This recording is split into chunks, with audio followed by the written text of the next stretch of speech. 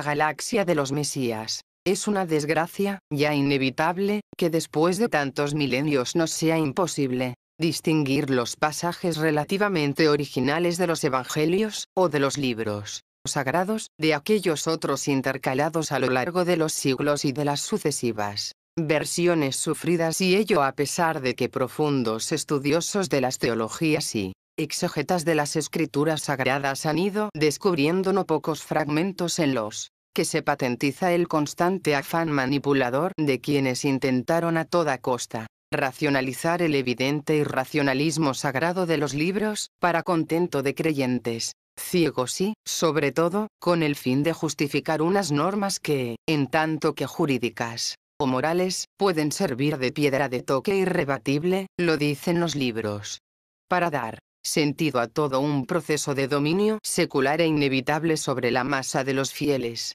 En cualquier caso, aun si tomamos los libros sagrados con una imposible frialdad, cosa que, a mi modo de ver, es absurda, porque lo presuntamente sagrado afecta al hombre en su totalidad y la frialdad solo es posible cuando podemos escamotear una parte importante de nosotros mismos al fin perseguido, se nos evidencia que, tanto en las escrituras tradicionales como en los escritos pretendidamente sagrados, o sacralizados, que han comenzado a proliferar con la aparición de las nuevas religiones tecnológicas y tecnocráticas, los personajes mesiánicos surgen como seres que, conocedores de los caminos de acceso a la realidad trascendente, colaboran activamente con los seres humanos, confirmándoles en su esperanza de liberación e indicándoles el modo de alcanzar esa trascendencia en la que, en cierta manera, se encuentran ellos mismos, para reunirlos a todos en una especie de rebaño de elegidos. Los Mesías, pues, parten de la posible o evidente certeza de poseer las claves, los instrumentos, que resultan más a propósito para romper los muros de la cárcel dimensional en que se halla el resto de la humanidad, sacan de ella quienes son más aptos, y con ellos fabrican la secta o la religión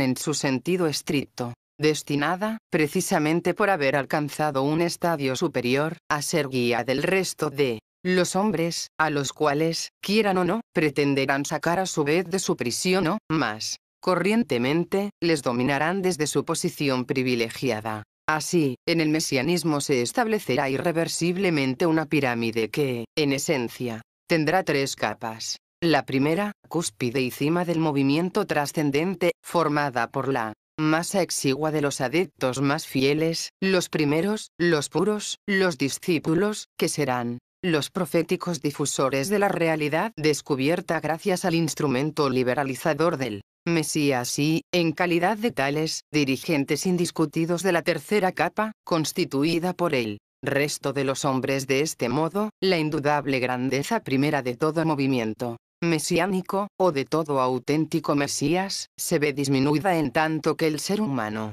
ocupe la posición que ocupe y alcance el estadio que pueda en el escalafón sacralizado. Vivirá su trascendencia en un estado de dependencia que restringirá notablemente la libertad esencial que el mismo conocimiento superior exige, y cada ser integrado en la pirámide, cualquiera que sea la altura que ocupe, tendrá siempre por encima de él una autoridad restrictiva de libertades, al tiempo que él mismo será esa autoridad esclavizante para quienes tenga por debajo. El cosmos de los maestros. Tengo la sospecha de que también el término maestro, como tantos otros, ha sido deteriorado por las interpretaciones manipuladoras de nuestro mundo. La proliferación sufrida por la casi totalidad de la humanidad occidental, de llamados maestros, o profesores o catedráticos, dedicados incansablemente a meter en las mentes jóvenes unos conocimientos que, por inasimilables en muchos casos, suelen enquistarse y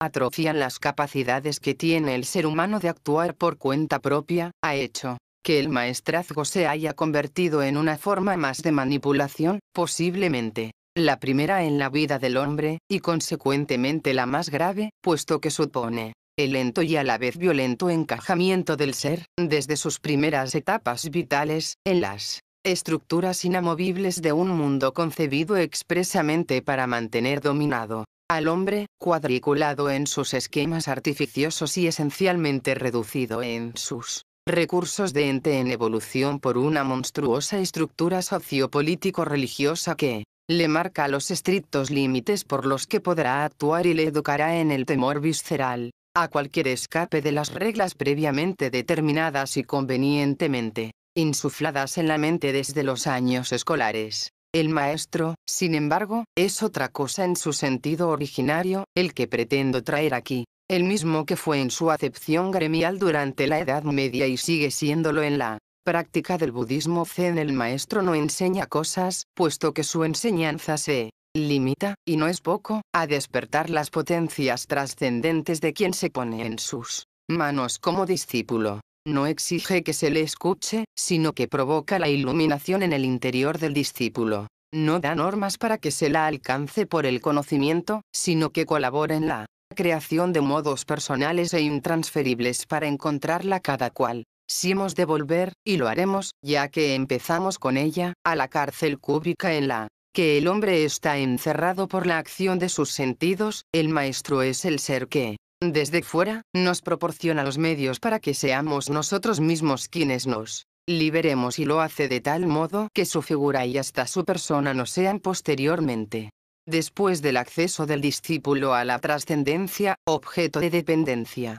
Ese discípulo será, gracias a su acción, un ser lo suficientemente liberado de trabas como para no estar siquiera sujeto a la autoridad del maestro, ni un instante más de lo que sea imprescindible para su acceso a la vivencia o al conocimiento de la realidad que buscaba y necesitaba encontrar. En cierto modo, la actitud del maestro debería ser concebida como igual y de sentido contrario a la del psicoanalista freudiano. Ante un ser humano afectado, ¿o habría que pensar acaso que agraciado por un desequilibrio anímico de insatisfacción ante el mundo circundante, le va obligando a reconocer por sí mismo las causas profundas de su trauma? Mientras tiene lugar el análisis, el paciente pasa por un estado de profunda dependencia.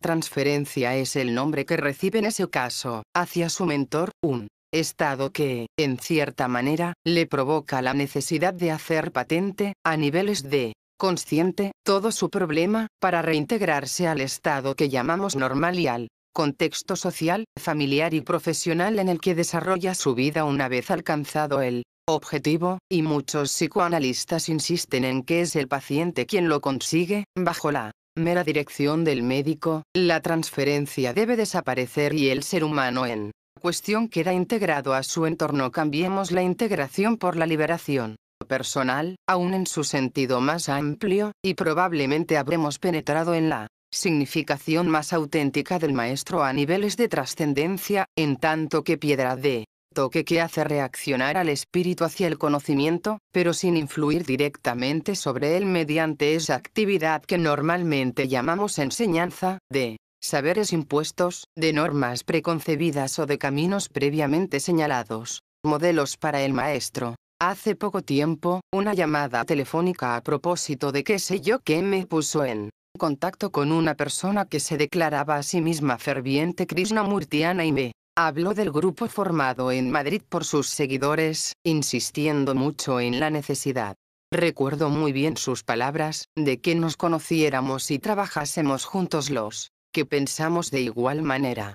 Tengo que declarar anticipadamente que experimento un profundo respeto ante la necesidad que mucha gente tiene de sentirse unida, precisamente porque solo esa unión parece darles respuestas personales afirmativas y sostenerse con sus principios frente a un mundo que, en su inmensa mayoría, ignora, desprecia y hasta llega a atacar cualquier práctica o culto que pueda representar algún tipo de superación individual o colectiva. Sobre el encierro general o sobre la manipulación que trata, a todos los niveles, de mantener al ser humano en la dependencia más absoluta de sus necesidades inmediatas, naturales o creadas artificialmente. Pero ese respeto que siento no significa en modo alguno que crea que cualquier tipo de sectarismo, y quito a la palabra, esta vez al menos, todo el sentido peyorativo con que solemos cargarla, pueda ayudar realmente a la superación efectiva del ser humano, al encuentro consciente con la realidad trascendente, que ha de ser, por necesidad, íntimo, individual y privado. Viene esto precisamente a cuento de mi radical incomprensión ante un grupo que, a través de mi interlocutor, se declara ferviente seguidor de un maestro, Krishnamurti, que se ha negado sistemáticamente a aceptar los continuos intentos de convertir su enseñanza en doctrina mesiánica y a su persona en Mesías, desde aquellas ya lejanas fechas de 1923 en que la Sociedad Teosófica, a través de sus dirigentes Annie Besant, C.L. Adbeater, le proclamaran como tal y crearan para él la Orden de la Estrella de Oriente, que el mismo Krishnamurti se encargó de disolver 6 años después. Convencido de los peligros que entraña cualquier tipo de dependencia hacia una persona, o hacia una creencia determinada, sea cual sea y aunque esté, como muchas lo están, en efecto, empapada de maravillosos sentimientos y de trascendentales intenciones, Krishnamurti es uno de los escasos modelos de maestro con nombre propio que aún sería posible encontrar en nuestro mundo. No quiero decir que sea el único, pero tampoco querría limitarme a citas de maestros indios o tibetanos o japoneses, que solo darían una visión parcial del maestrazgo y la darían precisamente porque la moda de nuestro momento cultural ha conducido preferentemente a una decantación hacia Oriente por parte de los buscadores de la realidad, pero tal decantación se ha producido por puro rechazo ante las demasiado abundantes manipulaciones sufridas entre nosotros, muchas veces hábilmente dirigidas desde la sombra por los grandes grupos de presión. ¿Pero por qué Oriente? Naturalmente, la que acabo de señalar es, posiblemente, una razón inmediata y hasta multitudinaria, aunque pensemos siempre a niveles relativamente minoritarios, pero no cabe duda de que las cosas no resultan tan sencillas de explicar y malo sería que lo resultasen, e incluso cabe pensar que, muy a menudo, esas mismas cosas tienen un trasfondo en el que se hallan, a la vez, sus razones profundas, más todo el cúmulo de ventajas e inconvenientes que acarrean. Hay que plantearse que, en muchos aspectos, la filosofía oriental lleva ventajas sobre la occidental en lo que atañe a una faceta clave de la comprensión y hasta de la vivencia de la realidad trascendente, su sentido dimensional del tiempo. Olvidémonos de la boyante industria relojera japonesa, porque nada tiene que ver, al menos en su esencia, con una posible prueba de conceptos equivocados en el tema que aquí tratamos. Incluso, rizando el rizo, se podría pensar, y juro que no lo digo en tono de broma, que Japón, con su inundación de tecnología a niveles mundiales, ejerce ya el dominio de Occidente, o de buena parte de él, atacándole con sus propias armas, con sus propios juguetes, y preservando las suyas, la espiritualidad shinto o búdica, el cuarzo, las artes marciales, para su exclusiva evolución. Fijémonos, siguiendo el ejemplo de Japón, en el hecho de que, siendo hoy probablemente el país tecnológicamente más avanzado del mundo, y si no lo es va a serlo en la próxima década, conserva incólumes sus estructuras espirituales, su filosofía y su el Tanshaun desde centenares, desde millares de años, que aun siendo el país con mayor renta per cápita del mundo, sigue teocráticamente regido por un emperador celeste, sí, celeste, aunque vista una anacrónica moda occidental en sus escasísimas apariciones públicas, gobernado por una clase samurái que apenas ha trocado la armadura demoníaca por la chaqueta bien cortada, y habitado por un pueblo que, aunque aprende en masa el manejo de las técnicas de la informática, sigue haciendo de la ceremonia del té un acto de sumo conocimiento, una auténtica religión en su más estricto sentido, puesto que constituye la base de la intercomunicación humana, más allá de los microprocesadores que mueven sus fábricas. Muchos podrán decir que Japón está fuera de juego respecto a nuestra época, al menos en ciertos aspectos como los que he mencionado. Sin embargo, pienso de modo distinto. ¿Acaso no estaremos asistiendo a una auténtica y radical ruptura de las reglas cronológicas que nosotros, los occidentales, nos hemos impuesto y tratamos de imponer a los demás? Porque la lección del Japón está muy lejos de ser, como pretenden algunos optimistas partidarios del salvaje inocente y feliz, una nueva simbiosis de folclore y tecnología, artificiosamente conservada en el mundo moderno. Japón, exactamente lo mismo que puede suceder con China dentro de muy breve tiempo, ejerce su arcana sabiduría para enfrentarse a la exigencia que pretende imponerle la competitividad de dominio universal, ejercida por el mundo occidental, el cual, en cambio, ha abandonado por supuestamente obsoletas y anacrónicas las formas de espiritualidad que conformaron sus siglos de auténtico progreso, progreso trascendente, se entiende, porque el técnico que ahora pretendemos vivir no deja de ser, en muchos aspectos, una regresión en la integridad inalienable cuerpo-alma-espíritu del ser humano. ¿Y los demás, qué? De acuerdo. Ese fenómeno casi abracadabrante que se está produciendo en Japón y que va a extenderse cualquier día a China, se podrá arguir, se invalida en tanto que movimiento de origen espiritual desde el momento en que no sucede lo mismo con el resto de Oriente. En la India, en Sri Lanka, en Nepal, en Bután, en Indonesia, sin embargo, se nos ha ocurrido pensar que todos esos países, como los del cercano Oriente y la mayor parte del continente africano han sido, hasta hace apenas 20 años, o aún menos, meras colonias explotadas, manipuladas, anuladas en sus más originales esencias por la todopoderosa Europa, la de la Ilustración y la era industrial.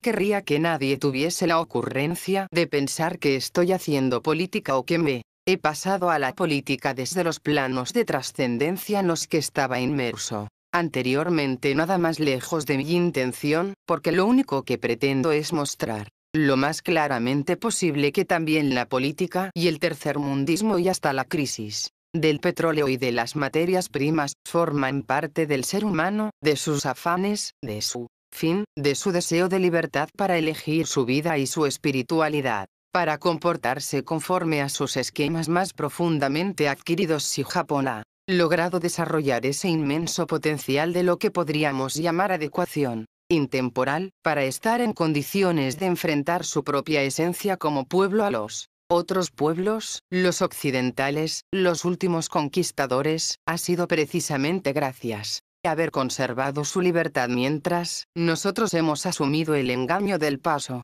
del tiempo, dejando como pretérito muerto lo que habríamos tenido que conservar en un presente perfectamente válido, y nos hemos quedado, en consecuencia, sin el inmenso apoyo de una estructura espiritual, y atención, que digo espiritual, nunca eclesiástica ni dogmática, puesto que estas estructuras artificiosas son las que en gran medida nos han llevado a esta situación, que habría apoyado, sin lugar a dudas, una auténtica evolución, que, de este otro modo, se ha quedado en simple y paupérrimo progreso tecnológico. Razones inmediatas de un deterioro. Partiendo de este hecho, ya aparentemente irreversible, de la pérdida o de la degradación occidental de esos valores espirituales que llamamos, engañosa y despectivamente, pasado, cuando tendríamos que actualizarlos llamándolos, más propiamente, tradición, resulta lógico admitir que solo podamos apoyar nuestra ya demasiado decantada espiritualidad en la esperanza y hasta en la eventual presencia de mesías y profetas, para responder a nuestras aún no del todo perdidas ansias de trascendencia, pero también para que nos arrastren, como a un rebaño, por caminos previamente roturados y convenientemente asfaltados. Es un fenómeno paralelo y correspondiente a la fabricación en serie de nuestros utensilios, del mismo modo que prácticamente ya no podemos concebir la construcción paciente y personal de aquellos instrumentos que nos son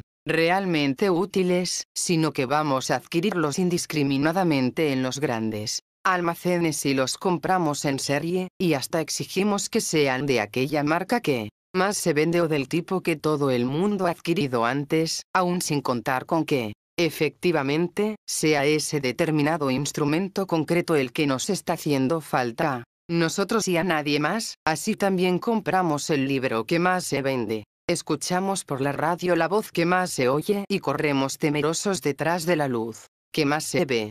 En torno nuestro surgen, lo vemos día a día, mesías y profetas, portadores de una aparentemente nueva, nunca vieja o pasada espiritualidad, y corremos igualmente tras ellos en masa, todos los de la estricta minoría, demasiados, y hasta Pagamos matrículas exorbitantes para seguir cursos regidos por seguidores de profetas y gurús en los que, según el dinero invertido, nos enseñarán a levitar a 3 centímetros o a 3 metros de altura glorioso. Y buscamos en masa la trascendencia que necesitamos cada uno de nosotros, porque nos han masificado y nos han vencido de que una monstruosidad tan incalificable, como es la propia necesidad de hacer todos lo mismo, reunimos, apoyarnos, sostenernos hombro con hombro para defendernos, en apariencia al menos, de un terrible peligro que nos acecha a todos en tanto que comunidad, cuando lo cierto es que la auténtica convivencia es la comunicación de persona a persona, la mutua cesión, la compasión ante los valores individuales y ante los logros personales de cada cual, cuando los hay. Hace poco tiempo, leía una encíclica, la última, en el momento de estar escribiendo estas páginas, del sumo pontífice de la Iglesia Católica Romana, Juan Pablo, y me sorprendió el hecho de que, en ella, se hablase constantemente de misericordia y ni una sola vez de compasión, y no es que se confundieran engañosamente, involuntariamente, los términos, a causa de una equivocación semántica, es que se ha perdido definitivamente el sentimiento de compartir y, en consecuencia, se ha olvidado también que compadecer es, precisamente, el sentido que hace que los hombres se unan en la búsqueda, y, claro, en el logro, de la propia evolución espiritual. En ese sentido, los mesías tienen que experimentar necesariamente misericordia por el ser humano y, para liberarle, claro que por medio de una liberación condicionada, los reúnen a todos en una masificación que tiene mucho más de rebaño, de vuelta al aprisco y al encierro, que de sana, auténtica y consciente liberación, con una linterna en busca de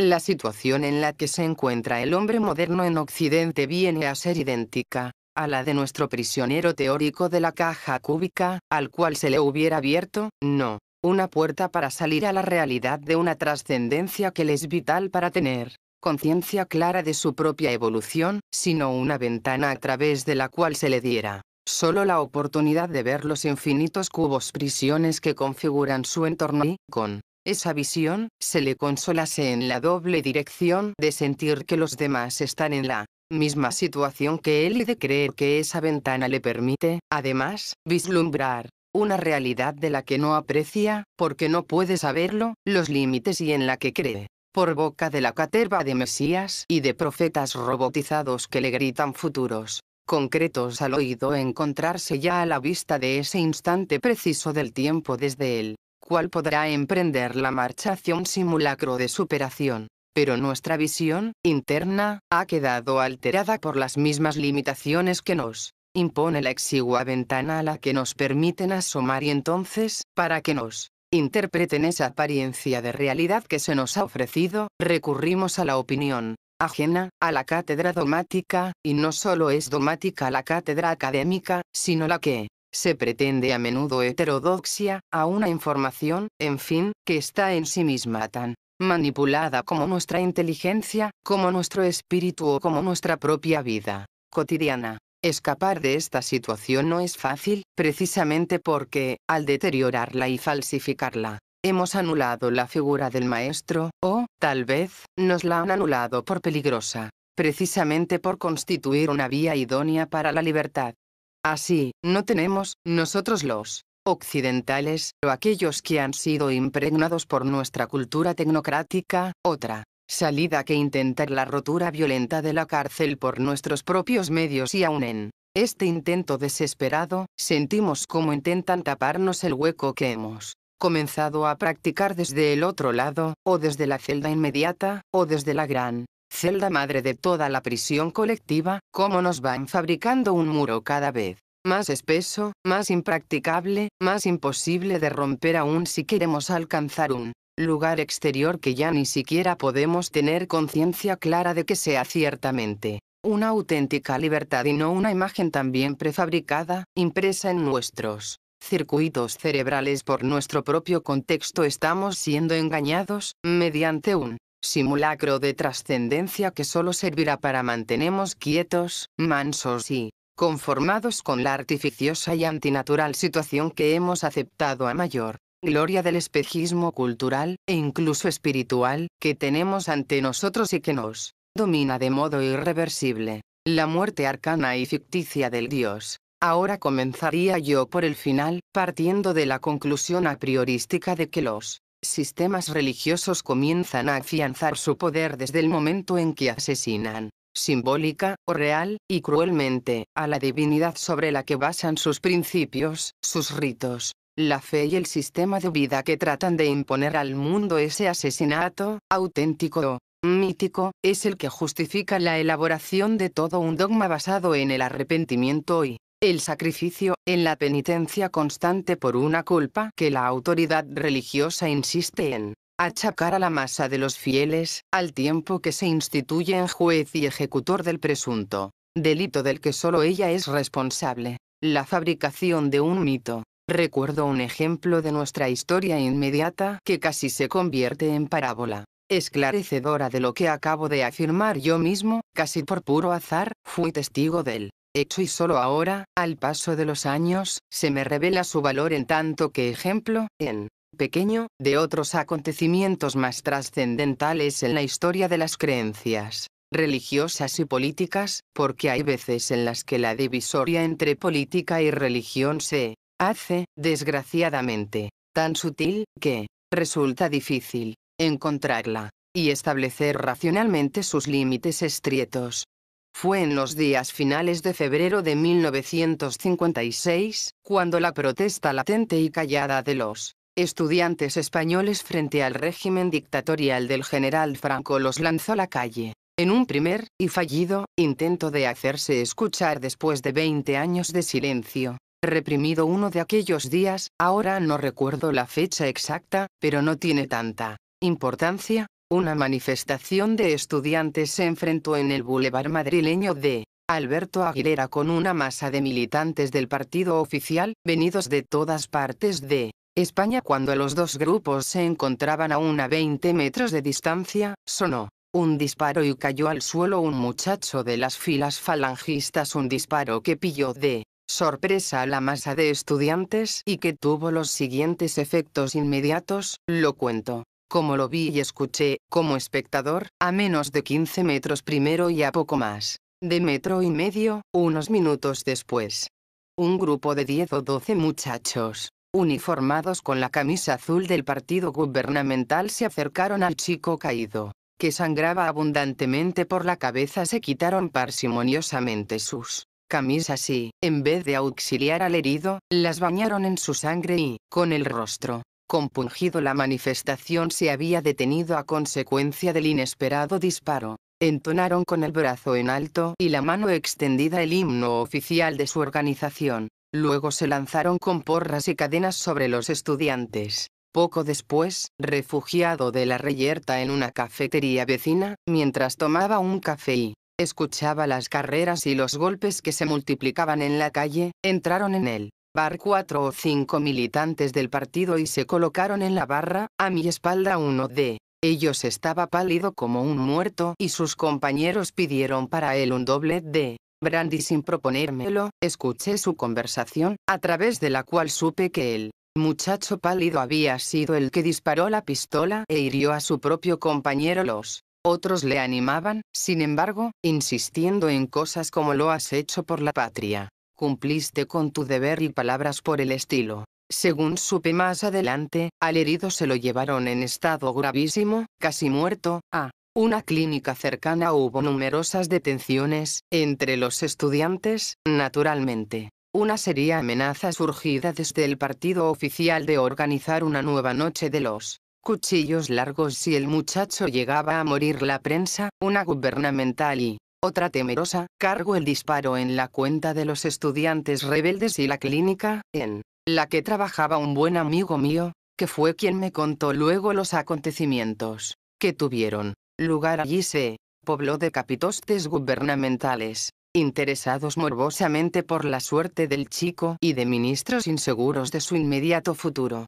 que, en ocasiones, llegaron junto al lecho del herido provistos de frascos llenos de agua bendita del santuario de Lourdes para ponerlos bajo su almohada en un intento desesperado de salvarle de una muerte que, de haberse producido, habría abocado en la matanza ritual de numerosos elementos disconformes, o, simplemente, divergentes, del estado de cosas que imperaba y combatía por supervivencia en el poder. El chico no murió. Luego se supo que era uno de tantos que, por unos bocadillos y un viaje pagado, había accedido a encabezar una manifestación cuyo motivo profundo ignoraba. Se supo también que nadie en su partido quiso hacerse cargo de él, cuando salió de la clínica con el cerebro irremisiblemente dañado, y hasta se supo, siempre de modo extraoficial, naturalmente, que se le dio un puestecillo de conserje o de botones en la misma clínica, porque el muchacho, que había sido durante más de 2 meses el mártir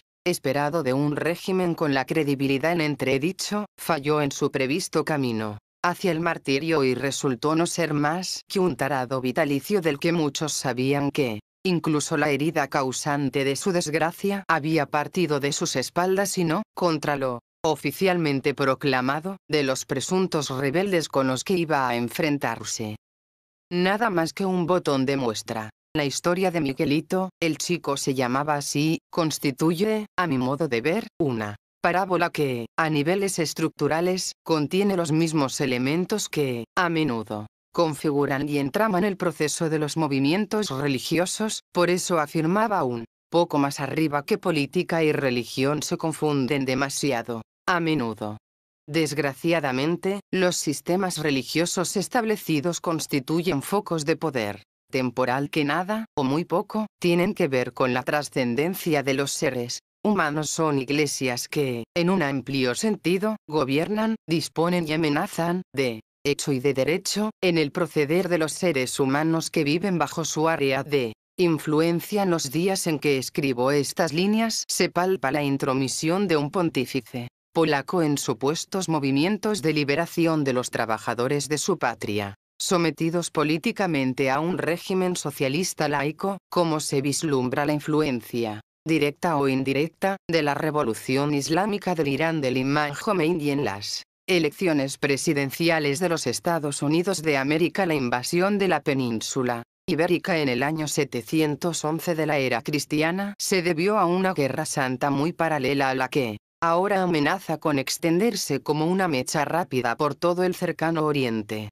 productor de energía petrolífera, y todo ello porque la historia, nunca me cansaré de insistir en ello, no es un transcurrir, sino una tensión constante e intemporal de fuerzas que pretenden controlar en su propio beneficio la influencia sobre los seres humanos, siempre temerosos, siempre insolidarios, siempre dispuestos a pactar visceralmente con quienes parecen estar en condiciones de asegurarles la supervivencia con palabras pretendidamente simbólicas, y esencialmente huecas, y grandilocuentes: patria, pan, justicia, unidad de destino en lo universal, dictadura del proletariado, rebaño de Dios o, ¿qué más da?, la consideración gratuita del ser humano, supuesto portador de valores eternos, al poder, e insisto en la palabra poder, para diferenciarla esencialmente del concepto de autoridad real y libremente elegida, le hace falta provocar, a niveles masivos, un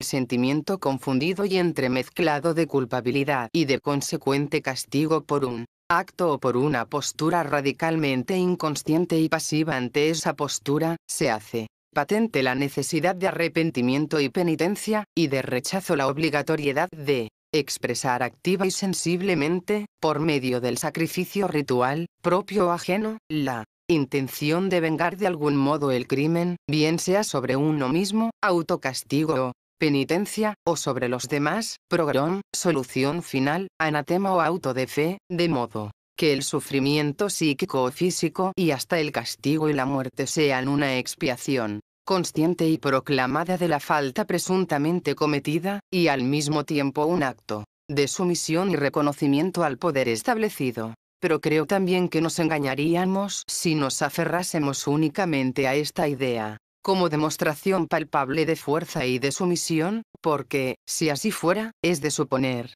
que la necesidad del sufrimiento y del castigo habrían de cesar en cuanto la masa de creyentes, o de súbditos, se hubiera mentalizado de modo definitivo e irreversible a la obediencia incondicionada en el hecho religioso, hay también, y muy principalmente, una constante llamada al convencimiento de que la vida en este mundo debe ser tomada como un castigo o, mejor, como una prueba que, según la sepa superar el fiel, le abrirá el paso a otro universo en el que, después de la muerte, se gozará tanto como en este se haya sufrido de este modo, tanto por el camino de la expiación como por el de la promesa trascendente. El creyente sumiso está constantemente condicionado hacia el sufrimiento físico y psíquico, de modo permanente o periódico. Ayunos, cilicios, flagelaciones, posturas inverosímiles en lugares increíbles, promesas de mutismos y abstenciones, caminos abruptos seguidos con los pies descalzos o de rodillas y hasta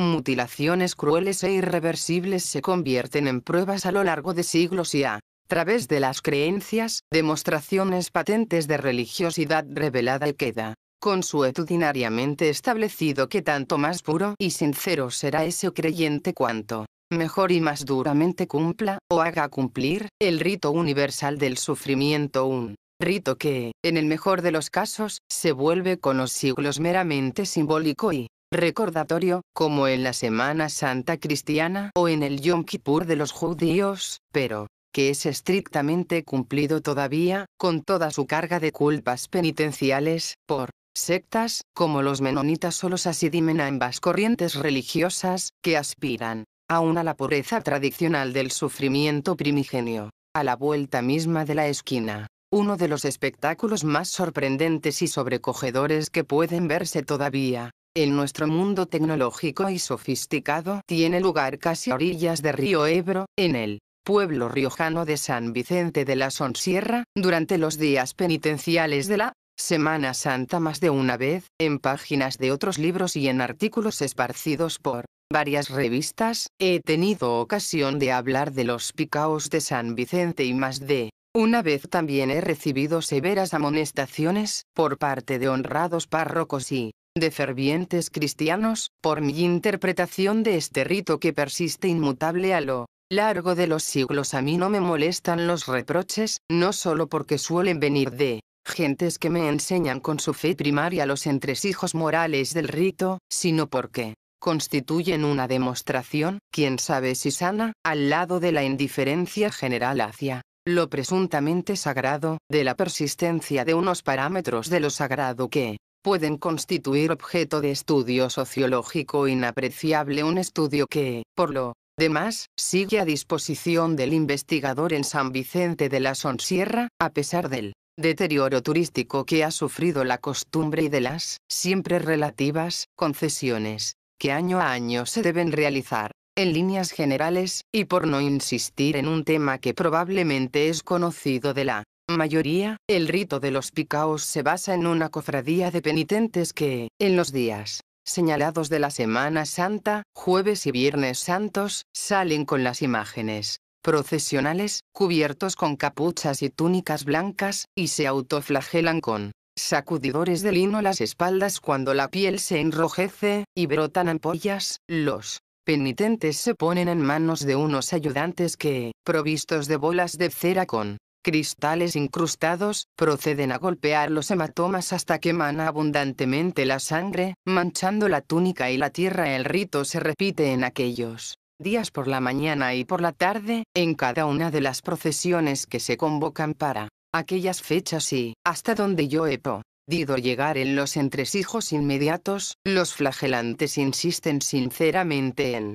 conservar su incógnito y están, todavía hoy, convencidos del valor penitencial de aquel acto al que asisten como espectadores muchos más turistas que habitantes tiene el pueblo. Pero por el momento me interesa más destacar el hecho de que la tradición de los flagelantes de la Semana Santa, esa tradición que subsiste en San Vicente de la Sonsierra, pero que fue práctica corriente en épocas pasadas en todo el ámbito cristiano, supone una continuidad clarísima de ritos que tenían lugar aún en pleno Imperio Romano, cuando el cristianismo empezaba a desarrollarse en fechas paralelas a esta Semana de recuerdo oficial del sacrificio de Cristo. Los fieles seguidores de los cultos mistéricos frigios celebraban la muerte y resurrección de Atis, el hijo de Cibeles, la gran madre que tuvo sus santuarios primitivos en el Pesionte y en el monte Ida. Las fiestas daban comienzo el 15 de marzo y los adeptos, después de una serie de actos curiosamente semejantes a los que conforman la festividad cristiana, procesión con cañas al templo de Atis, cañas por palmas, traslado de un pino cubierto con vendas de lana roja, como se cubría la cruz en esos días, y adoración del pino como personificación del dios muerto, iniciaban una semana de luto que tenía un momento culminante en el Sanguinis Diae, el día sangriento, a lo largo del cual los fieles se flagelaban hasta sangrar, y había incluso mujeres que llegaban a cortarse los pechos y sacerdotes que se castraban con cuchillos de pedernal. Las religiones del tiempo y el dolor. Los cultos frigios no fueron los únicos que, a lo largo de la historia religiosa de la humanidad, instigaron a la penitencia dolorosa y a sacrificio sangriento. Los investigadores del fenómeno religioso, desde Fracera Eliade, nos dan cuenta de numerosos pueblos y cultos que practicaron la crueldad y la muerte ritual y que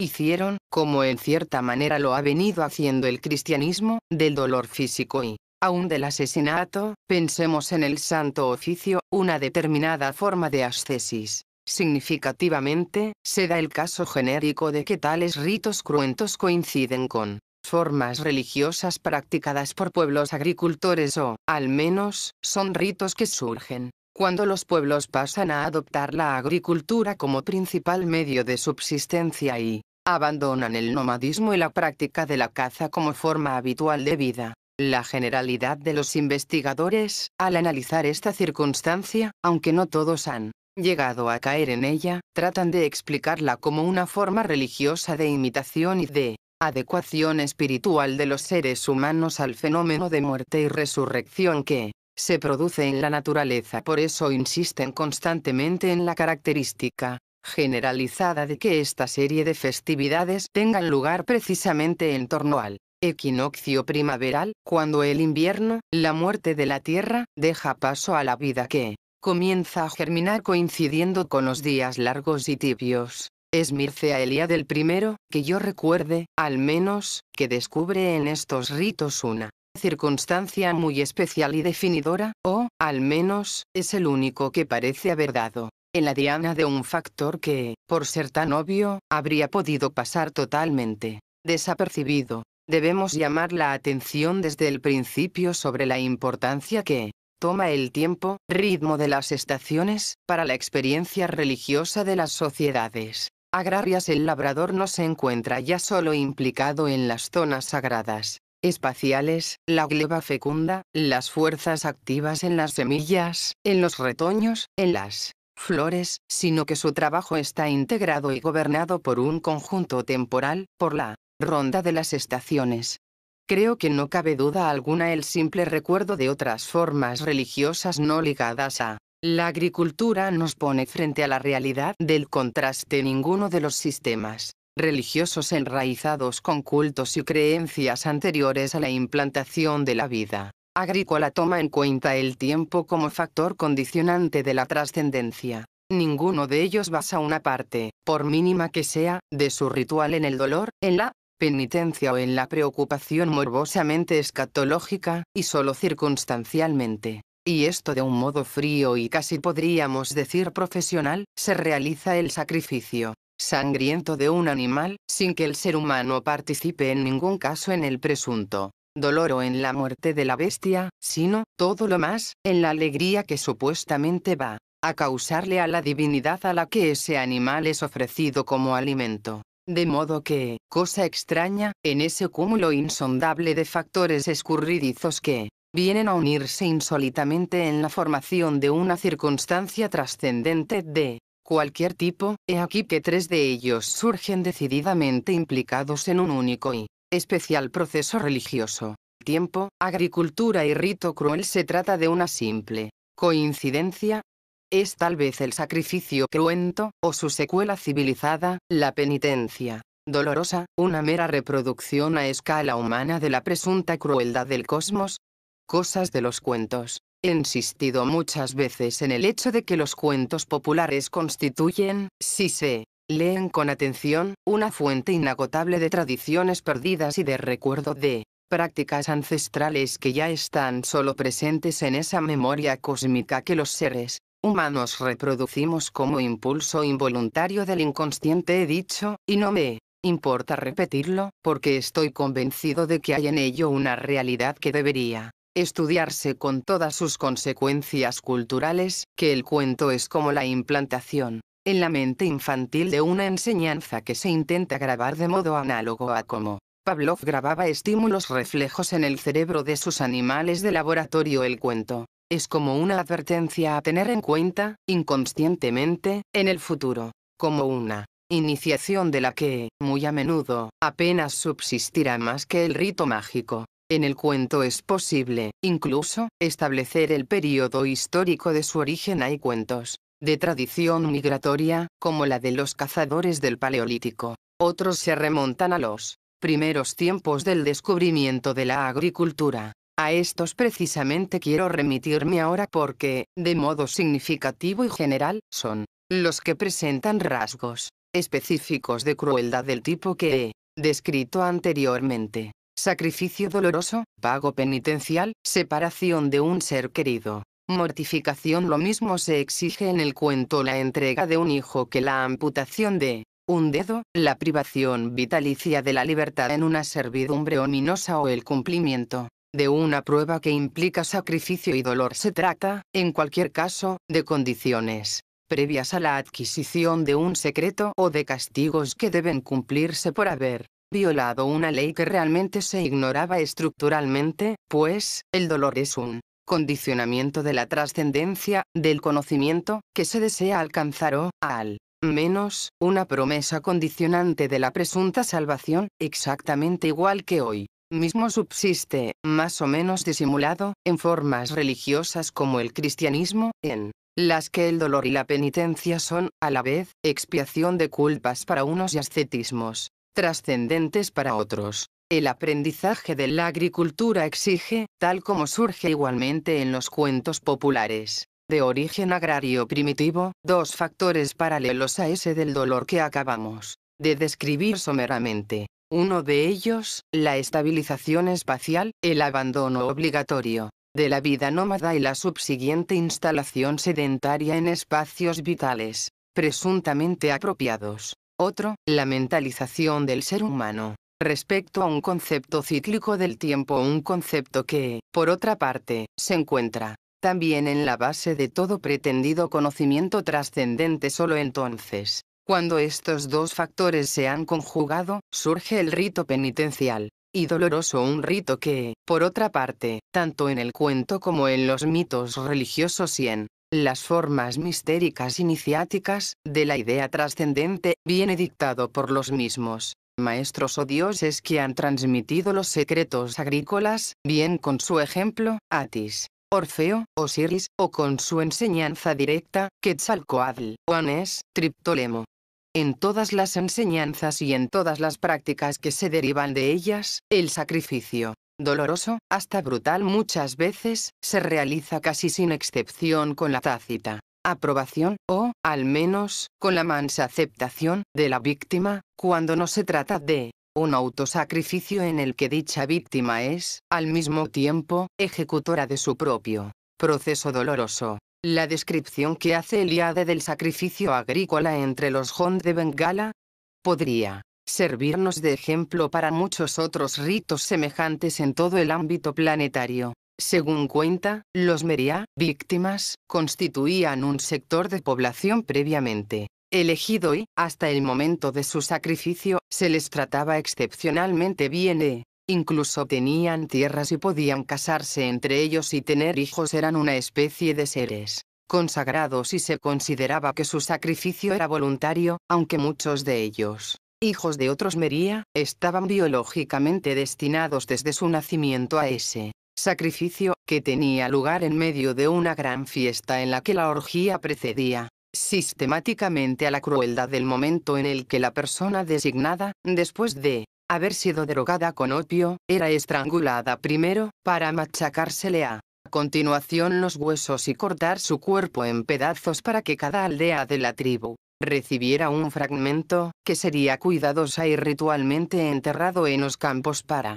propiciar las futuras cosechas.